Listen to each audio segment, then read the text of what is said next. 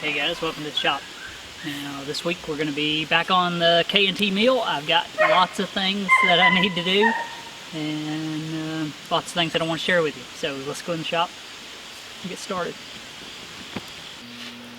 Alright guys, so I pulled the weight wipers off the knee of this machine. I'll bring you back here and let you see in just a second, and we'll reinstall them. But these are pretty neat the way that they work. I've never actually seen a weight wiper work like these. The only ones I really have much experience with use felt, and these simply use a knife edge. They kind of work like a scraper blade, and although they have some good things about them, they have one major drawback, and it was evident when I pulled them apart.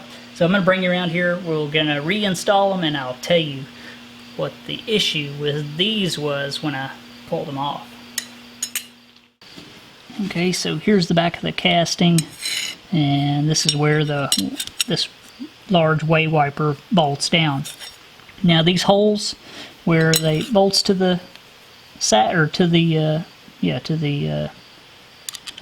knee of this machine are oversized, and the bolts that hold it down are shoulder bolts, so they won't tighten down and hold this thing firm.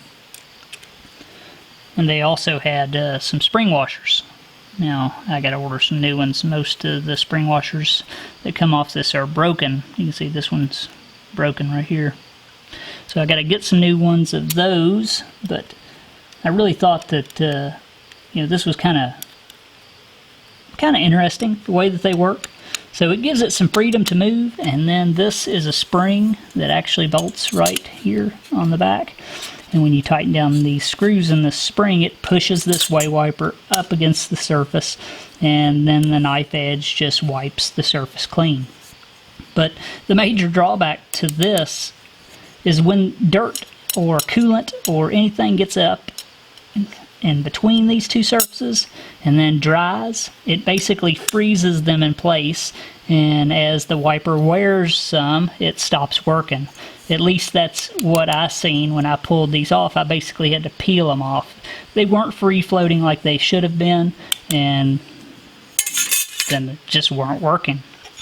Now the sides work the same way. There is a spring right here that you kind of gotta wedge it in there, and it just pushes the wiper up against the dovetail here, and then they meet up at the joint. Same on this side here. Pretty neat. I'd never run into this before. It does have that major drawback, but I think if they're kept clean, they'll work just like they should. But pretty neat. So I gotta order me some new spring washers, and then I can permanently install these, and they should work. But I believe I'd probably prefer felt, but that's the way they were designed. So let's move to the front of this machine. I want to show you the wipers for the saddle on this. They're pretty neat. Okay, here's your two wipers for the front of the saddle of this machine, and they work pretty much in the same principle. Two shoulder bolts with spring washers. I've already pulled them out. Now let's pull this out of here. I'll show you how the spring mechanism in these works, and we'll make new springs for both of these and reinstall them. Okay, so I still got a lot of cleaning to do on this machine. It's still filthy, but let's pull this off of here, and you'll see how the spring mechanism works. We will make some new ones and reinstall them. Okay, see, now this had two springs in it. One of them broke apart when I pulled this side apart the first time. I've never, like I said, had the other side off, but there's just two little springs here, one on each side above each bolt, and they just slide up in this pocket and press down on the wiper. So pretty neat, really, the way it works, but same thing, these, if they're not clean, they don't work. So let's make some new springs. We're going to make it out of this coil spring here and reinstall them. Found a spring that fit in the slot, and this is actually off of a piece of unistrut for anybody who's ever worked with it. This is off one of the unistrut nuts that hold the strut together. And all I'm going to do is bend this in the shape of the original, and it should work. A little foot on it that it slides on.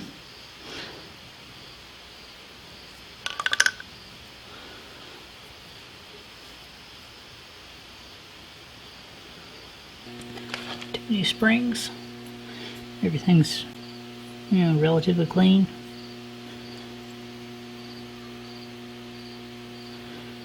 And we'll put them like the other one, right above the screw holes, tilted in.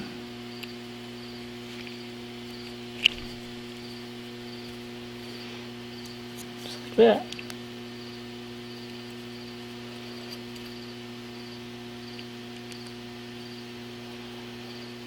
So, if these get really dirty, they just don't work. So, got a machine like this, or that takes wipers like this, make sure they're clean. Otherwise, might as well not have wipers on it, I would say.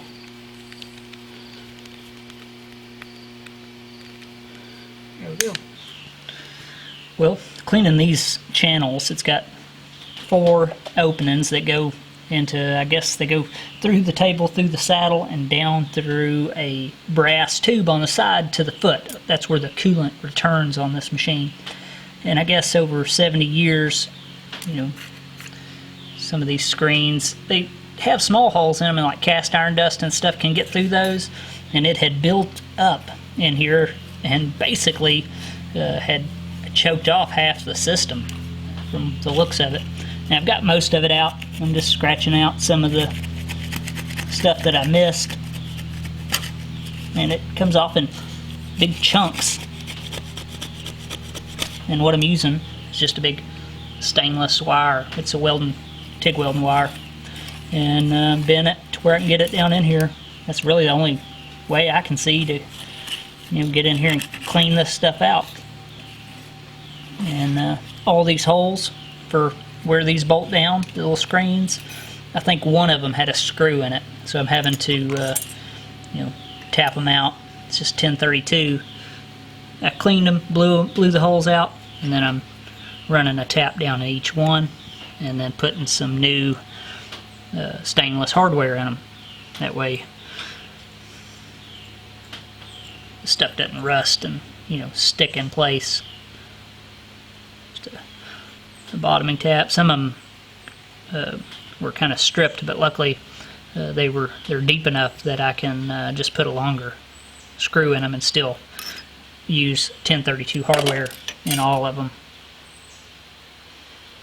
So I'm going to vacuum this out. That's all I'm using, the shop vac, and then we will install this screen, and then we'll move on to something else. Alright, new stainless steel screens. The originals are brass or bronze, and I only had one of them, so made 2 new ones. It has 2 of these small ones in the back. Made them in a stainless.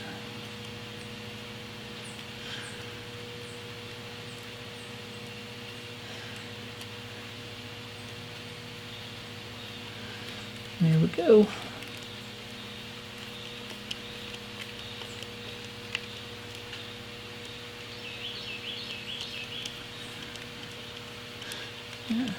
Passages are much cleaner than they were. New screens and hardware.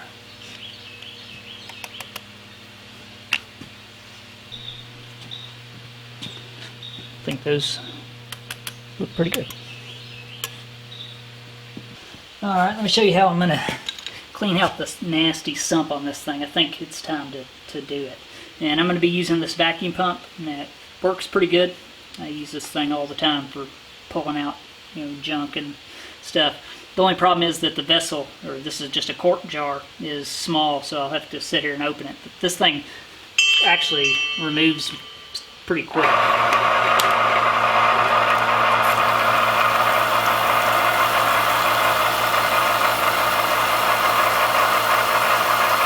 So it really won't take very long.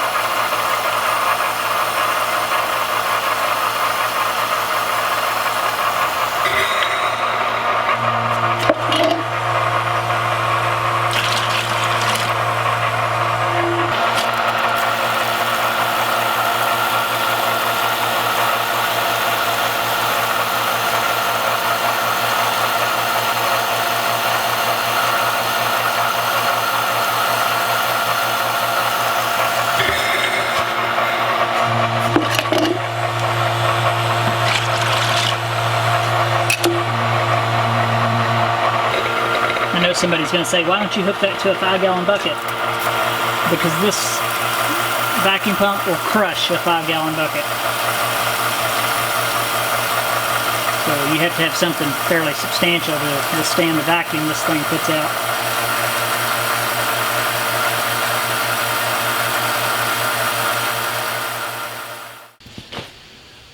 I've got probably 2.5 to 3 gallons out so far. Man, that stuff's nasty. And look at that. We have an auto parts store in town that recycles old oil and antifreeze and stuff. So I'll have to take this and drop it off. That'll make them happy.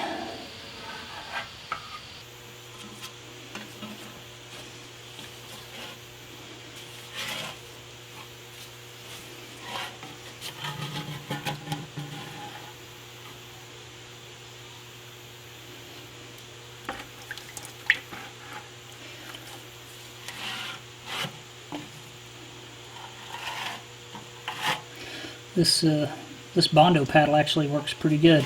Kind of conforms to the bottom. Let you scrape up the sides.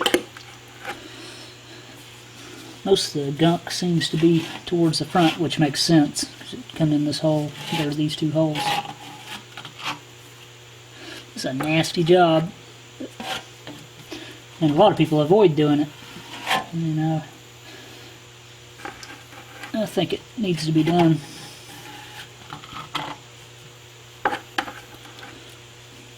Got some gloves.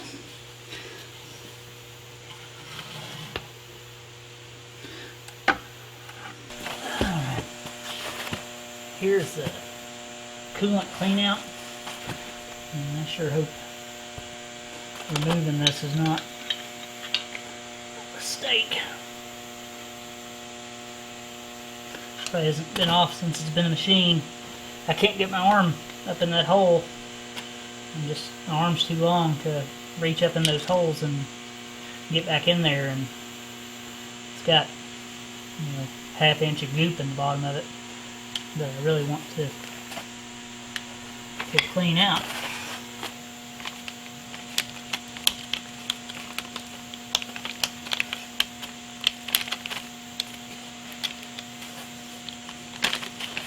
This it's got a crack on it.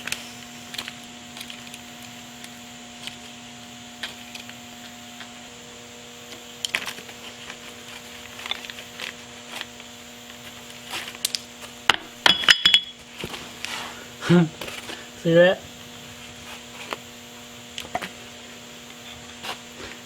That's what's in the bottom of this thing.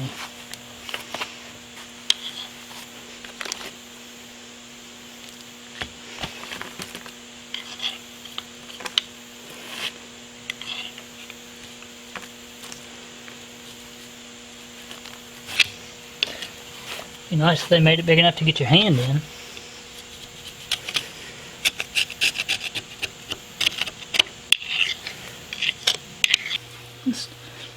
Kerosene on a rag.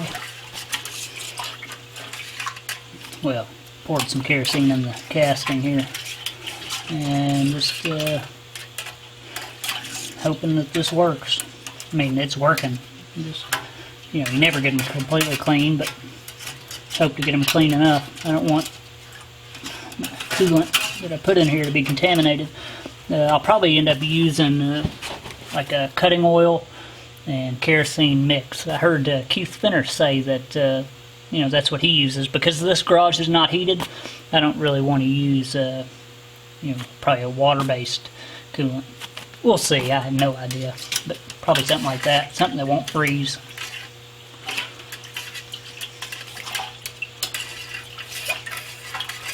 Or, degrade.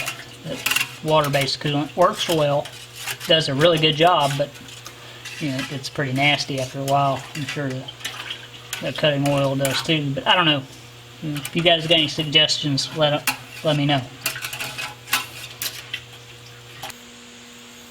Alright, so while that kerosene's soaking in the foot of this thing, hopefully breaking some of that stuff loose, I wanted to service this return mechanism.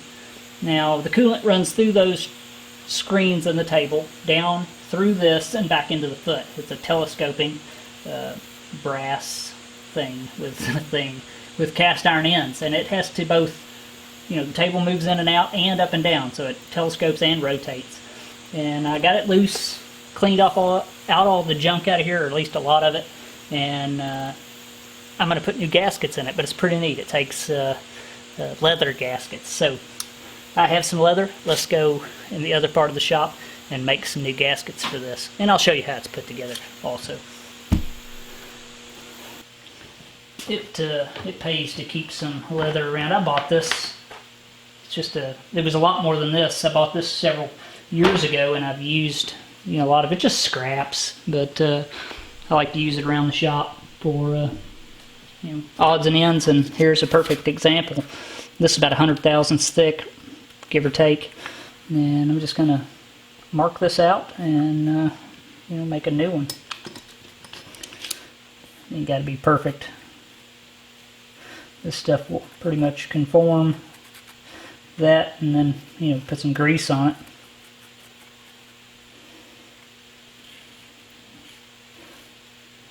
This doesn't have to be super watertight. The only thing that water, or that the coolant does, is just run through this. It's not pressurized at any bit. So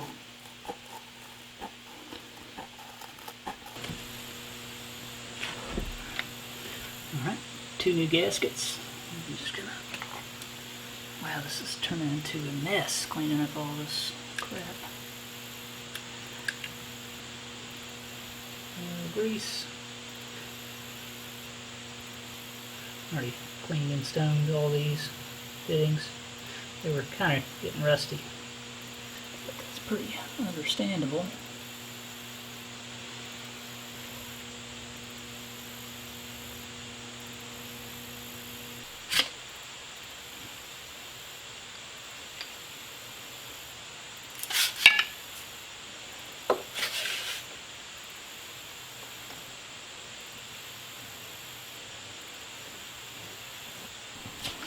Here's the the top portion installed, and see how it just pivots there. It's got so that bottom is exactly the same way, bolt and a spring, and the spring just pulls it together, and that leather gasket is greased, and it just a movable joint, that's somewhat sealed. It doesn't have to be perfect, it's not under pressure, so that's all there is to that. Pretty neat. I gotta put together the bottom. Well, I'm truly getting burnt out cleaning out this sump. It is a nightmare. I thought I was doing pretty good at first, but come to find out, most of the gunk is all back into the foot. I mean, it's like that deep back in there. And I actually did get my arm up in here. It will fit, but just barely. I was afraid I was going to have to call the fire department to get my arm out of there, but it does go in and come out, so I was good. And getting that stuff out one handful at a time. This oil and grease and gunk that's in here, it's not much chips, it's more oil than anything. Reminds me of diesel fuel engine, or diesel engine oil. Like if you ever change oil in an old tractor and you get that stuff on you, it does not come off. Not easy anyway. Just black as coal and like soot almost. Just one of these wires. I'm using wires. Stick my arm up in there trying to agitate this stuff. It ain't making no difference. It's like it's like slime in there that you just can't get out. One of those wires flipped up and got me right behind the ear, so now I got a streak of that black goop behind my ear. I'm making progress, but it's not very fast. You seen me remove the back cover and nothing come out of it really. You seen how much was in it. I mean, it's a lot, and that's the whole back of this thing's full, so I'll probably have to pull the pump out. I don't know what else I'm going to do. This thing probably not been cleaned out as far as the sump since it's been a machine, and I'm going to do it. Just don't know how yet. I got to get back up in there to get that stuff out. How about we do something different? Let's do a change of pace and maybe pull the filter out of this thing and see how it looks. It's got an oil filter on it, so let's try that. Alright, so this is the oil filter on this thing, and it says turn handle daily. And in the manual, I read that once you can't turn this, you should take it out and clean it. But, you know, I'm not gonna just assume that it's clean, and I'm gonna pull it out and clean it. And these are jack screws. That's what it says in the manual, so I'm assume that we take out these 4 bolts and then these pull that away from the casting. At least I hope that's the case, and I don't expect oil to come shooting out of here, but it is possible.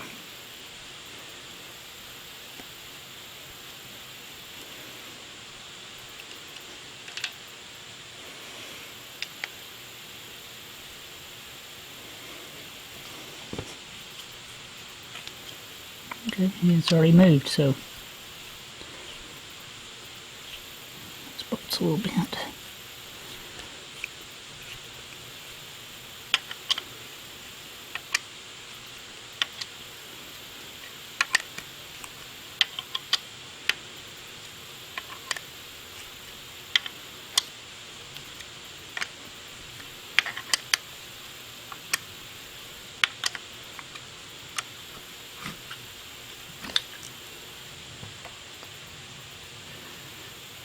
Oh wow, that is awesome.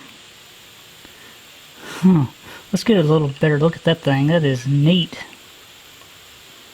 Never seen a filter like that before. Let's check that thing out. You know, see this handle? You know, all this thing needs is cleaned up good and put back in. You would never have to necessarily replace this. Now, you've got a bunch of round rings here, and every other one has a little leg on it that attaches to this little bar here. And when you turn this thing, see how it does? It just wipes the yeah, it just wipes off the outside of the filter. Let's see, you see that hole there? Oil, that cavity that this thing come out of is pressurized. Oil gets forced between these plates into the core, and then it comes out this hole and then goes wherever it goes inside the casting. So look how cool that is, man. I've never seen that kind of design of a filter before. It just wipes itself clean. Some of you guys have probably seen this, but I have never. So I thought that is neat. So I'm just going to clean this up really good, spray it off, clean the gasket up. I'll probably reuse it, and clean out the hole, because that's where all that this come out of, because that's where all the goop's going to fall, and reinstall it. It's neat. Alright, let's have a look at this handle on the end of the table. Now, sometimes this thing does not want to engage proper. It's acting right now, but I showed it last week where it sometimes wouldn't lock in. And I want to take this apart and see if we can see what's wrong with it. It just feels all dirty, really. And that's probably the case, but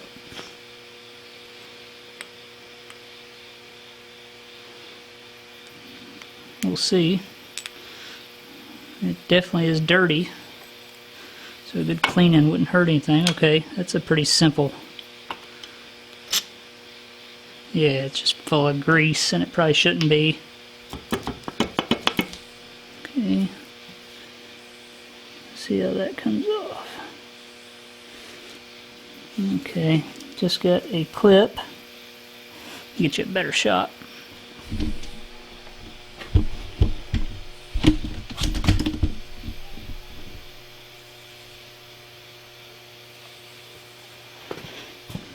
Got a big spring clip here. Get it off this.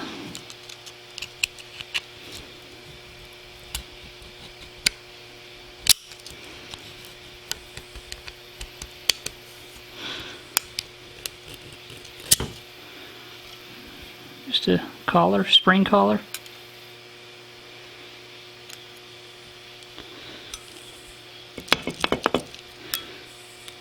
So it's a pin. Well, lights go off on us. Let's get us some better light. There we go. And another pin.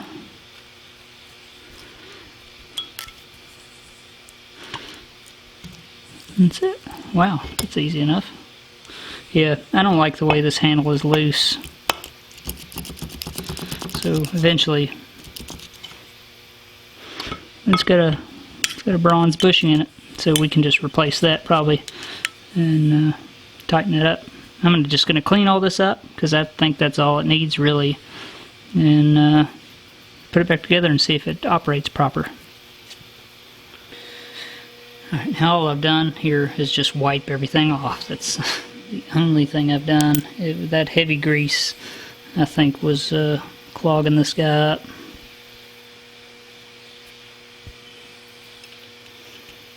Pin in that side. Pin in that side. And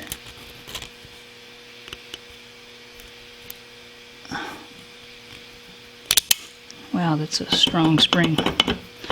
Spring on, and I hate that. Or paw, I guess you'd call it. In.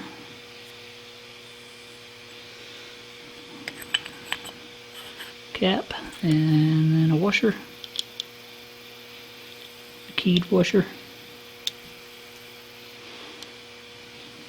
This is going to require some further work, but I want to make sure that it operates proper.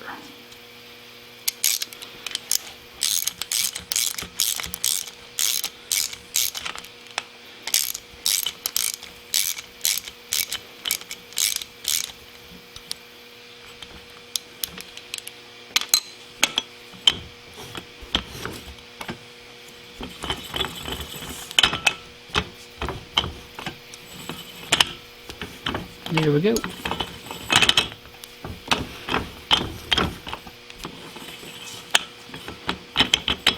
Well, there. Yeah, I mean, it was just filthy. Still a little touchy, but definitely works better than it did. There we go. Easy enough. For now, anyway. It's good. Alright, get the oil filter clean and ready. And I just made a new gasket for it. It's a silicone gasket, sticky type, and cleaned up all of the hardware. So now it's like new. Definitely K&T was not interested in selling filter cartridges. This thing should last forever.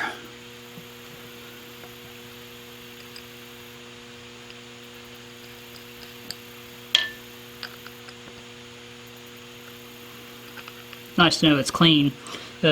Inside here where any debris would have fallen, it has a pocket in here, and that was extremely clean. I couldn't believe how clean it was, to be honest. It didn't have any really, had some sediment in it, but no, you know, no metal or anything, no brass. which was nice to see.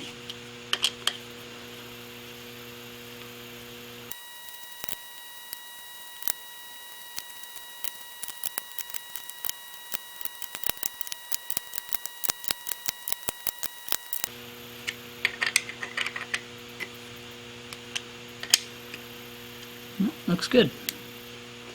Yeah, it's clean, and then it'll work.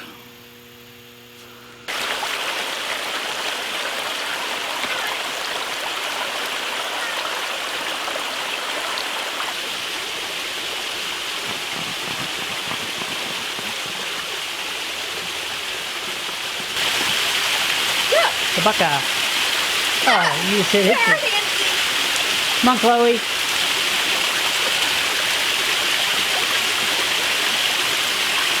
The big Buckeye.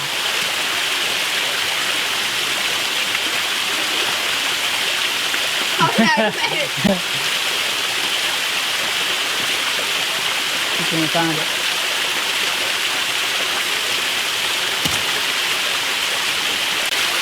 For anybody who's new to the channel, this waterfall, make it seasick, right behind my shop. My house is right there.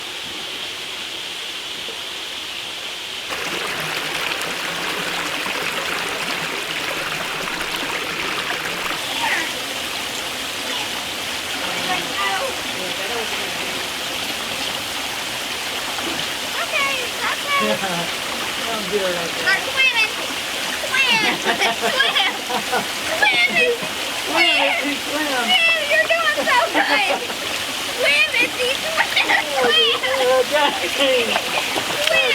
Let her swim. Let her go. Swim. Aw, that is funny. Blue bug, swim. Oh no. You got her all wet. She was just She was swimming, wasn't she? Yeah.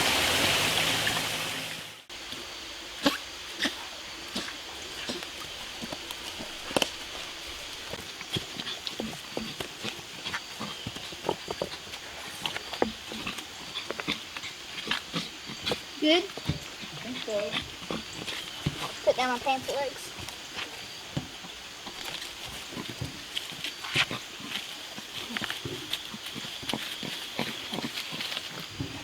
You can't see anything. Your mom's gonna be mad at me. Why? I'm ruining the knees in these pants. That's fine. She can get over it.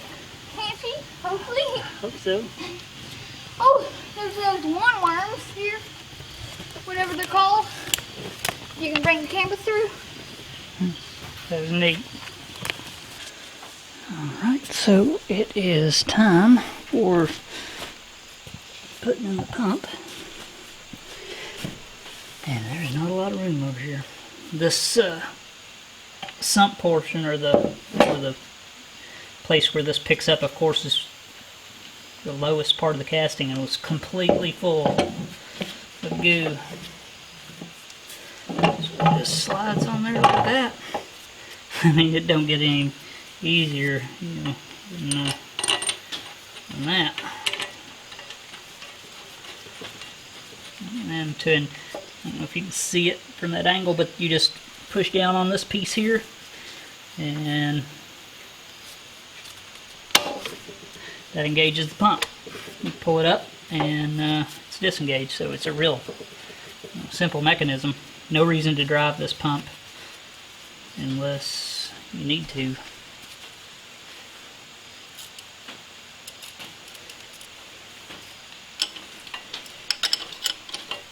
Two bolts is all that hold it down.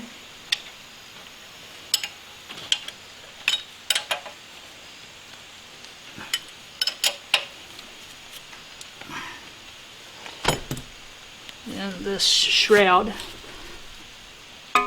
slides over top.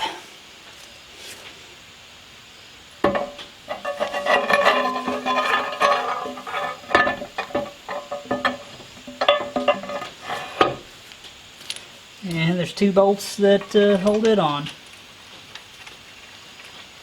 One at the top and one at the bottom.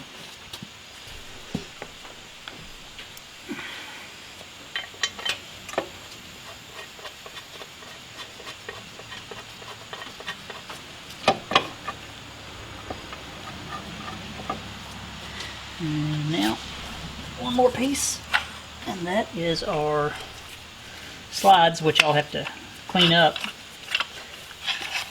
They just go down in here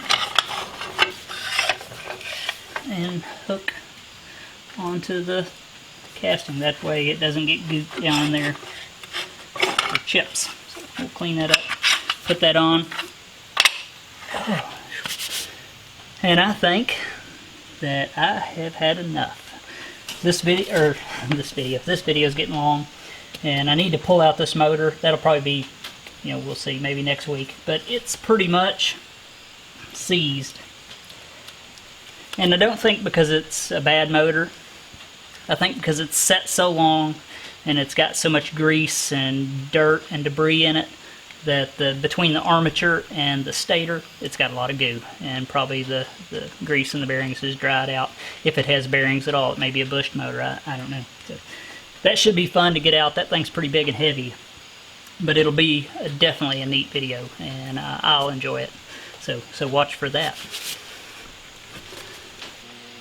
And so I did find one thing in this coolant tank that I thought was really neat, and it's just a totally chowdered up, bashed little screwdriver, little brass handled, straight headed screwdriver. It had a screw on back, and what I thought was really cool is I pulled on it and out come a much smaller, still filthy, straight screwdriver. So that was pretty neat, and a really neat design. Who knows how old that thing is. That could be from the 1800s. Could have been some old machinist. I'm just imagining here. Some old machinist that loved this thing and kept it in his pocket, and it got ate up somehow, probably in a machining process, and chucked in the coolant tank. Who knows? That's just a thought, but neat. Anyway, there's no maker's mark on it or anything. It could be a shop-made deal. So, really nice. I thought that was neat. Now, I've got a video coming up, guys, that I'm going to be releasing solely on the coolant pump on this thing, where we tear it down, look at it, clean it up, and and just go through it. So watch for that coming up in the next couple days if you're interested. I am going to post it by itself. I think it was worthy. We would gloss over it in this video. So,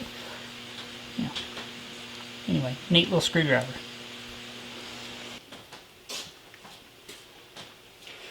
Well, guys, I am exhausted. I got dog hair on me, I think. Could be mine, I'm not for sure, but cleaning out that sump was a complete nightmare. I can see why people avoid that job. I am definitely glad that I done it. At least now it's clean, 100 times cleaner than it was. It's still not perfect, but it's good enough for a sump. And I'm definitely glad I went through that pump. Make sure to watch that video. It does have some wear in it, but I think for a coolant pump, it'll be fine. If it was an oil pump, I would take it a lot more serious, and if it doesn't pump well, I will tear it down and regrind the mating surfaces on it to tighten up the tolerances, because that's how a pump like that works, is off of tight fit. So, look forward to that video. It's coming soon. I really am excited about this thing, getting this machine running. I'm going to use a oil, I believe, in the foot, an oil-based coolant. I don't have any experience with any of those, so if any of you guys have any suggestions, leave a comment below. All I have experience with is soluble oil, which is what I use in my lathe, and then cool mist that I use on the milling machine and on the grinders. So any suggestions, please, leave a message and tell me what you use and if it's any count and where I can get it. That would be awesome. Now, I got some viewer mail that I thought was awesome. A really great gift. And it is from Graham Skuse, S-K-U-S-E, and I believe he's over in England, I believe. And it says, Steve, I hope you can use these wheels. Found a smaller one to add to your collection. I was given a lot of grinding wheels by a customer. They are moving premises, and lots of sample stock went in the skip. We don't say skip over here, Graham. We say trash, but just playing. Anyway, I have also sent you a 1/2-inch travel micrometer spindle you mentioned in a video about making a micrometer stop, and now I have two, one from Stephen Lang and one from Graham. This one is a 1/2-inch travel, Moore and Wright. So it's a really nice one, come with a wrench and in the original box, so that's awesome. And also in the box is some micro adjustable boring tips. You can make your own boring bars for those awkward jobs. And those are just little carbide tipped threaded pieces that you would screw into a bar, I guess.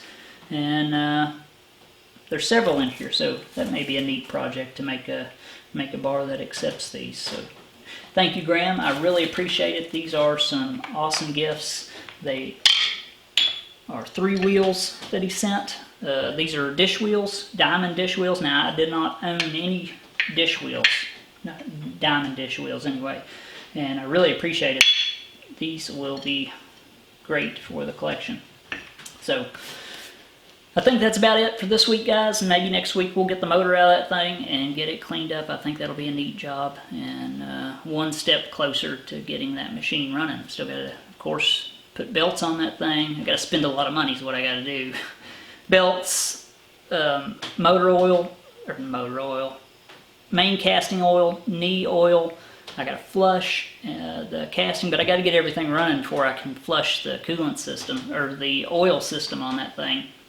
So still a lot to do, but I'm knocking it out one piece at a time, and I'm excited about getting that machine and running it for the first time. It should be neat. So big thanks to all my subscribers, all my patrons, and my viewers. You guys are awesome. And for anybody who has not, please subscribe to the channel by clicking on my little guy up here, or consider it anyway. Click on my little guy and hit the bell for notifications so you can be notified when I put up a new video. So thanks for watching, guys, and I'll see you next time.